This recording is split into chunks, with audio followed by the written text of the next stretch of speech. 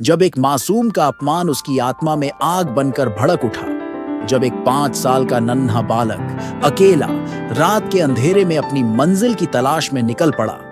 यही है कहानी उस तपस्वी की जिसकी भक्ति ने स्वर्ग के देवताओं तक को हिला दिया और स्वयं भगवान विष्णु को प्रकट होने पर विवश कर दिया, जिसने अपनी अडिग भक्ति से सितारों को भी जीत लिया। नमस्कार, आज हम चर्चा करेंगे ध्रुव की अमर कथा की। ध्रुव सिर्फ एक बालक नहीं था, वो प्रतीक था उस आत्मा का जो तिरस्कार और अपमान में भी हार नहीं मानती।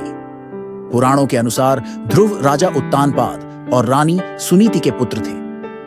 उत्तानपाद की दूसरी रानी सुरुचि थी।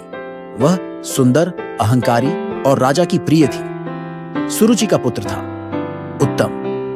राजा उसे अत्यंत स्नेह करता, हर समय अपनी गोद में बैठाए रखता था। लेकिन राजमहल की चकाचौंध में सुनीति दुर्भाग्यवश उपेक्षित रह गई। न उसके सौंदर्य की चर्चा थी, न उसके प्रेम की कद्र। राजा का स्नेह सुरुचि के सौंदर्य और चतुरता पर टिक गया था, और सुनीति बस अपने पुत्र ध्रुव में ही अपना संसार देखती रही। ध्रुव का अर्थ होता है अचल, अडिग, जिसे कोई डिगा न सके। ये नाम उसे उनकी मां सुनीति ने दिया था।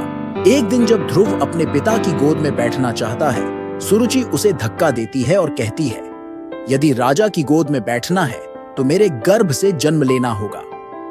सुरुचि के कठोर वचन सुनकर ध्रुव अत्यंत आहत होता है। वो रोता है, क्रोधित होता है और दौड़कर मां सुनीति के पास आता है। सुनीति धैर्यपूर्वक उसके आंसू पोंछती हैं और कहती हैं, बेटा, हम अपमानित हुए हैं, पर यह ईश्वर की इच्छा हो सकती है। अगर तू सच्चा सम्मान चाहता है तो उसे केवल ईश्वर से मांग। सुनीति का उपदेश कोई रोने पिटने वाला नहीं था, बल्कि उसमें गहराई थी। ध्रुव ने मां की बात को दिल से लगाया। वो वहीं बैठा और कुछ देर एकटक आकाश की ओर देखता रहा। उसी क्षण उसके भीतर भक्ति की अग्नि जल उठी। कई शास्त्रीय और पुराणीय वर्णनों के अनुसार ध्रुव उसी रात को ही वन के लिए निकल पड़ा। उसने किसी से कुछ नहीं कहा, माता को प्रणाम किया और उसी रात चुपचाप आकाश में टिमटिमाते तारों की छांव में वन की ओर निकल पड़ा। वह जानता था उसका लक्ष्य आसान नहीं होगा, पर उसका इरादा अडिग था। वन में भटकते हुए ध्रुव की भेंट महर्षि नारद से होती है। पहले नारद जी उसे समझाते हैं, बेटा, तू बालक है, वन का जीवन कठोर है, अभी वापस चल। लेकिन ध्रुव कहता है, मुझे राज सिंहासन नहीं चाहिए, मुझे वह स्थान चाहिए जहां से कोई मुझे हटा न सके। यह वाक्य ही उसे अमर बना देता है। तब नारद उसे विष्णु मंत्र देते हैं, ओम नमो भगवते वासुदेवाय, और तपस्या की विधि समझाते हैं। अलगे चरण में ध्रुव की कठिन तपस्या शुरू होती है, जिसकी तीव्रता से देवताओं की शक्ति भी डगमगाने लगती है। जब ध्रुव ने तपस्या की तीव्रता बढ़ाई, तब पृथ्वी घूमना धीमा करने लगी थी। देवताओं ने भगवान विष्णु से आग्रह किया कि वह हस्तक्षेप करे। भगवान प्रकट होते हैं और अपने शंख, चक्र, गदा, पद्म से ध्रुव को आशीर्वाद देते हैं। लेकिन ध्रुव उस समय मंत्र जप में लीन होता है और भगवान को देख ही नहीं पाता।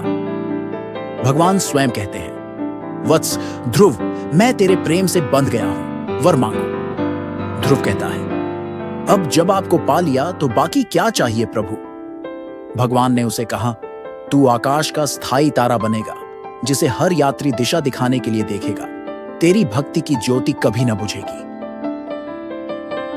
पोलारिस आज भी उत्तर दिशा में अचल स्थिति में है।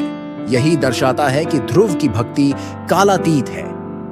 ध्रुव जब लौटे तो राजा उत्तानपाद ने पश्चाताप करते हुए उन्हें गले लगाया और उन्हें ससम्मान सिंहासन सौंप दिया। राज्य करते हुए वे धर्म, न्याय और करुणा के प्रतीक बनते हैं। ध्रुव ने वर्षों तक धर्मपूर्वक शासन किया, ध्यान, भक्ति और न्याय का आदर्श स्थापित किया।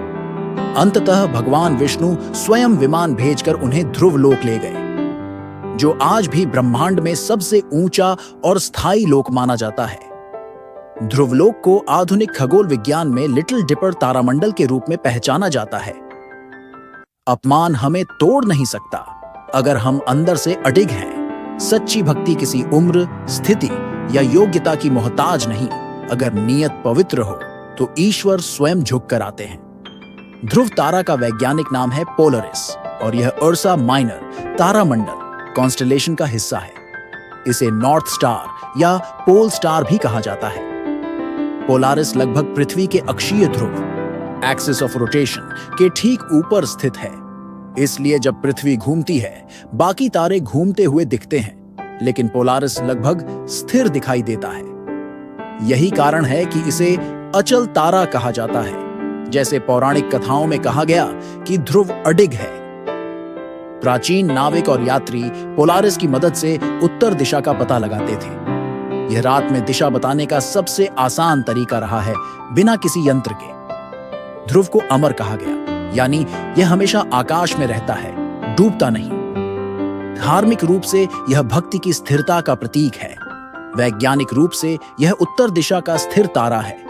यह हमें बताता है कि प्राचीन भारतीय खगोलविद कितने गहरे ज्ञान से युक्त थे।